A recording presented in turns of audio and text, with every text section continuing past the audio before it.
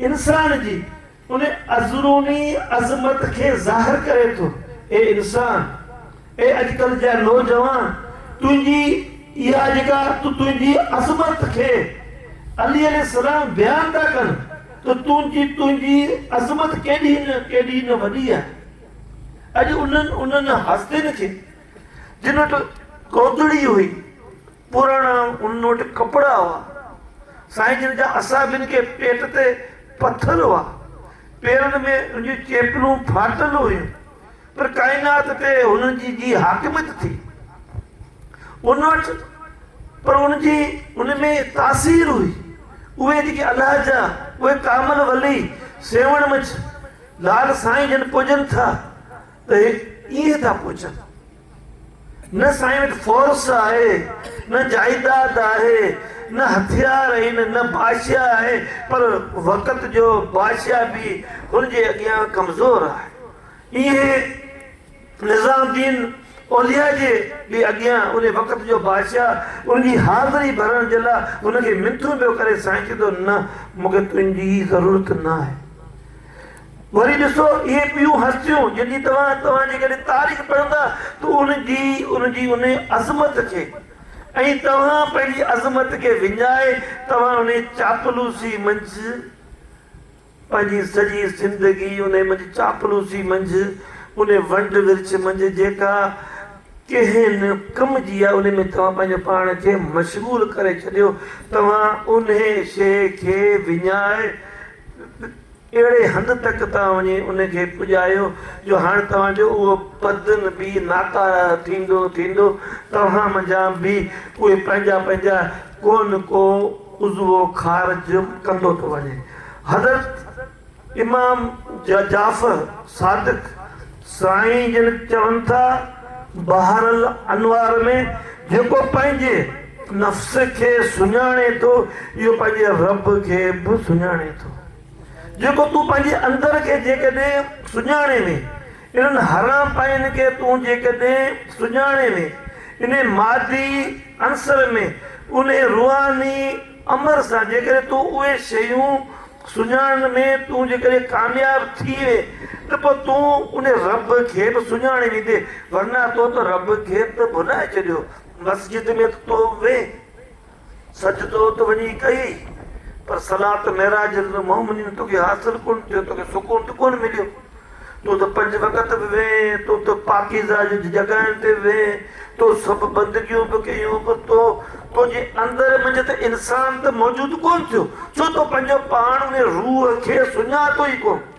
जेकी 2 शयूं अलाह साईं तोखे ॾिनियूं हिकिड़ो मादी अंसर तुंहिंजो बदन विजूद ॿियो वरी उहा रूहानी अमर उहा रूहानी पोशाक उहा जेको रूह जेको अलाह साईं फूकियो उनखे तो ज़ंग आलूदा करे छॾियो उनखे तो संभालियो कोन उहो तोखां अलॻि थी वियो उन जूं सिफ़तूं ई तोखां अलॻि थियूं पोइ तोखे अलाह साईं खे तो वेझो त ठाहियो ई कोन। अलाह साईं खे तो अलाह साईं शेरग खां वेझो तो हुनखे सम्झो जे तूं अलाह साईं खे शेरग खे वधीक वेझो सम्झीअ पोइ तूं ही खामखा तो ही हेॾियूं दानायूं हेॾियूं अक़लमंदियूं ही तुंहिंजूं लिक छिप में चोरियूं ही तुंहिंजियूं ख़ामोशी में तुंहिंजूं फितनेबाज़ियूं ही जेको इंसान सां सलूक ही तो तुंहिंजूं व्याज खोरियूं ही तुंहिंजी तो मुंहिंजी माफ़ियाऊं ॿियनि जा नसल मनशियात में तबाही बर्बाद करी तूं भाई तो आऊं हाणे शाहूकार खे न तुंहिंजो इहो नसल तोखे पाण खे तबाह कंदो उहो पाण बि तबाह थींदो। तूं ॿियनि खे तबाह कंदे अलाह साईं जो चवण तुंहिंजो बि ख़ानदान बि तबाह थींदो तूं उनखां न बची सघंदे। तूं जे अलाह साईं जे मखलूक खे जेकॾहिं तंग कंदे तूं बि उन रब खां न बची सघंदे।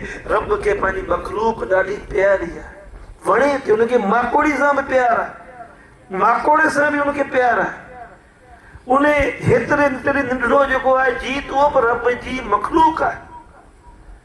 तूं उन शिकार जे शौक़ में खामखा तूं पखियुनि जो बि शिकार थो करी ऐं अलाए कहिड़नि पखियुनि जो तूं शिकारी आहीं तूं त मदारी आहीं। नाटकबाज़ छॾ इहो नाटकबाज़ इहे सभु मादी अंसर जे करे जेको तोते जेका हावी थी आहे। महबूब साईं जिन जा असाबी अब्दुल्ला इब्न मसूद रज़ियल्लाहु ताला अन्हु फरमाइनि था हलियतुल औलिया में सब खां वॾी हिकमत इहा आहे त इंसान पंहिंजे नफ़्स खे सुञाणे। बार बार असांखे इन रूहानी अमर ॾांहुं असांखे कोठियो थो वञे, पर असां अॼु उन मादी अंसर जे उन खे भरण उन बब खे भरण में असीं अॼु पूरा आहियूं। असांजूं ख़ैरातूं फी सबीलिल्लाह कोन रहियूं, असांजूं ख़ैरातूं बि शोहरत वारियूं रहियूं।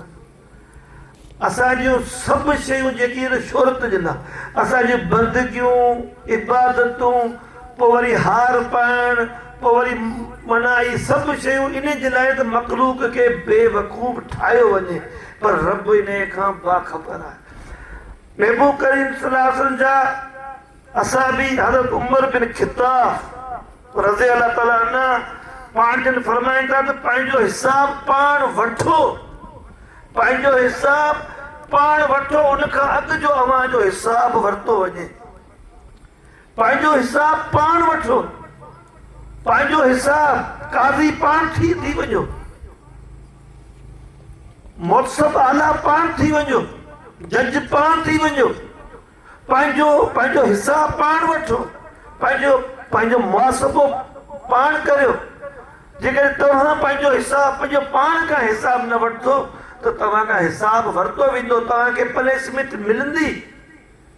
तव्हांखे कंहिं न कंहिं सूरत में हिन जान में बि तव्हांखे उहे अलाह साईं हिसाब जो तव्हां वठंदो, तंहिंखां बहितर आहे तव्हां पंहिंजो पाण खां हिसाब वठो, उन पंहिंजो पाण खे पेश करियो, उन रूह जे अॻियां पेश करियो, उन रब जे अॻियां पंहिंजो पाण खे पेश करियो। मुंहिंजा रब्बा आऊं गुनाहगार, जीअं अॼु तव्हां असां पाण में पंहिंजो पाण खे पेश कयो उन मालिक जे अॻियां, मुंहिंजा रब्बा असीं ख़ताकार आहियूं, गुनाहगार आहियूं, पर वरी बि अॼु असां हिते गॾु थी थिया आहियूं। मुंहिंजा रब्बा असांजो को बि मतिलबु न आहे, मुफ़ाद न आहे, तुंहिंजे कारण असांजा गुनाह वधी विया आहिनि, असां वरी बि तुंहिंजे अॻियां तुंहिंजे हुज़ूर मंझि हाज़िर थिया आहियूं एहतिसाब करण जे लाइ, मुहासिबो करण जे लाइ ऐं पंहिंजो पाण सां इंसाफ़ करण जे लाइ तुंहिंजी बारगाह में अची हाज़िर थिया आहियूं। तुंहिंजे महबूब सरदार मुरसलीन जे उन तारीफ़ सां जेका तोखे ॾाढी पसंदि आहे, उन सां अची हिते तुंहिंजे अॻियां अची मुंहिंजा रब असीं हिते हाज़िर थिया आहियूं। पर असां इन्हनि शयुनि खे असां भुलायो। महबूब साईं जा उहे साईं सां मोहबत करण वारा, उहे पैरवी साईं सां करण वारा, उहे बुज़ुर्गान दीन जेकी मुफ़्तर हुआ, आइमा हुआ, जिन पंहिंजे उन्हनि तसनीफ़ात में वॾो इल्मु क़ुरान जी तफ़सीर खां वठी असांजी उन रूहानी सुकून तस्कीन जे लाइ करे उन वॾी जाखोड़ करे महिनत करे उहे शयूं असांखे अर्पियूं, पर अॼु असां उन शयुनि खां परे आहियूं। असांजो घणो वक़्तु उन शयुनि खां परे, असांजो वक़्तु उन फ़ोननि ते, ऐं फ़ोन खे ई असां सभु कुझु था सम्झूं। ठीकु आहे, अॼुकल्ह जो दौरु आहे, ठीकु आहे, पर इल्मु त वरी बि इल्मु आहे, हार्ड कापी त वरी बि हार्ड कापी आहे। ही फ़ोन मालूमात आहे, इल्मु ॿी शइ आहे।